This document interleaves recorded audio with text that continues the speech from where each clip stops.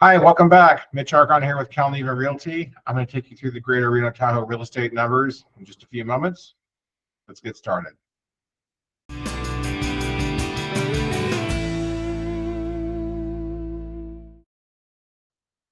Okay, let's jump in. February 2024. Let's start off with median price for the area. As you can see, most markets are up. Carson City's down.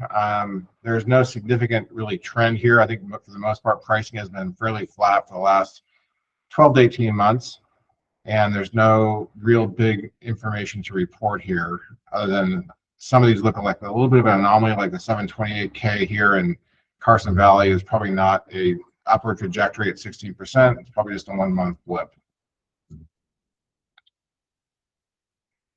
Maybe a better view of looking at pricing is to see how this has changed month by month for the last couple of years. And as you can see, some markets are a little more volatile than others, but for the most part, the pricing has been fairly flatline for the last couple of years. You see a little bit down through here and back up. And Reno, Carson Valley jumps around a little bit. Some of these markets are surprisingly consistent. For example, Fernley has had very little change if you look across the last 2 years here around the 400,000 mark. So there you have a look at pricing. We've had some reduction in interest rates, although just recently they've come back up because of the consumer price index is not as low as the Feds wanted it to be. But this was done for January's numbers, and a combination of the median price being a little bit down in Reno at the 560 mark for January, as well as the interest rates being a little bit lower, brought down this number here to 2,873. So that's the lowest it's been for a while. As you can see, it's been up for some time going back into early 2023. And that's a good sign. Housing affordability is a major issue in our markets right now, and really markets across the country. It's a function of the rapid price increases through the pandemic combined with interest rates, which we expect will come down as we move through the balance of this year, probably backloaded based on the caution the Fed has been exercising so far. We've talked on the pricing, so let's take a look at homes sold. This continues to be an area that is constrained principally by inventory, but you can see here we're up dramatically in January of 2024 over January of 2023. You can see these numbers are with the exception of Reno, they're all quite high as a percentage, almost across the board. So why is that? Well, we've seen more activity in sales activity in the marketplace. I think it's a combination of people either anticipating interest rates coming down or having settled into, just acknowledging that rates are going to be higher than they were. We all got a little bit spoiled by that sub 3% interest rate. The other factor is we've had a little bit milder winter. That should show up in our February numbers next month and March the following month as well. But we've had more of a mild winter this year. And so people have been a little more free, able to move around, whether they're local in our region or whether they're traveling over from California, which represents a significant portion of our market. Month supply of inventory, bouncing around a little bit, but still fairly stable. With the exception of Tahoe down here, all these numbers put us squarely into seller market territory. So that really has no major change there, kind of the business as usual. Inventory, as you can see, for most of our markets is still substantially down. That continues to be a theme in our markets. Even though sales activity is picking up a bit, inventory is becoming more constrained. Each week we take a look at new homes going under contract and new listings coming on the market.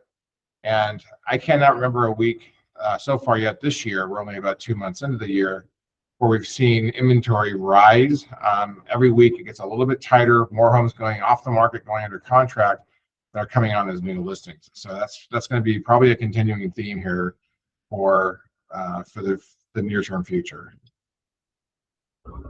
Visually, this is a chart that shows inventory on a month-by-month basis, and you can just see some of the seasonality trends in there. But we are quite a bit lower. If you look back, for example, February of just this month, we're at 348 in Reno over here, and last year that was 444, so about 100 homes less now than we had February of 2023. Of course, if you go back to February 2022, it was even lower. That was when we were very, very constrained. The markets were seeing rapid price increases. It's still at that time. Month supply of inventory. Again, you can see these numbers over here converging and around this two month supply of inventory. What this basically means, the translation is that we're still really in a seller's market.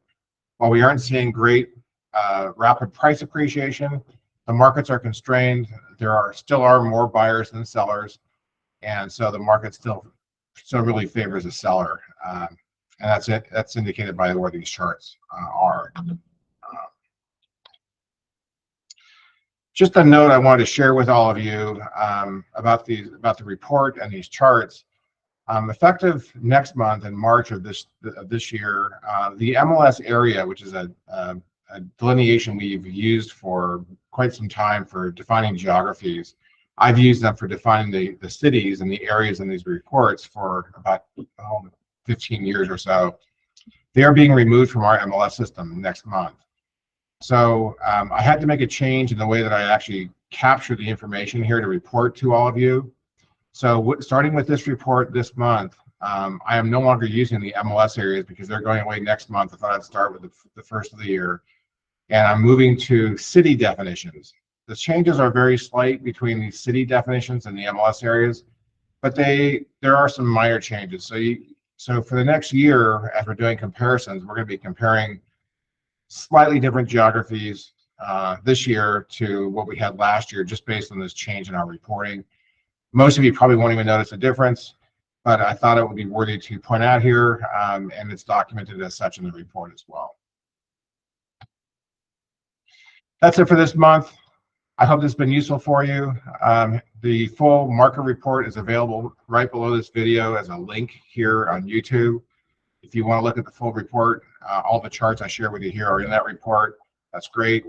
If there's anything we could do for you, whether you're looking to buy or sell real estate in Northern Nevada, please reach out to me or to one of our agents you may be working with so we can be of further help to you. That's it for now. Thank you. Have a great day.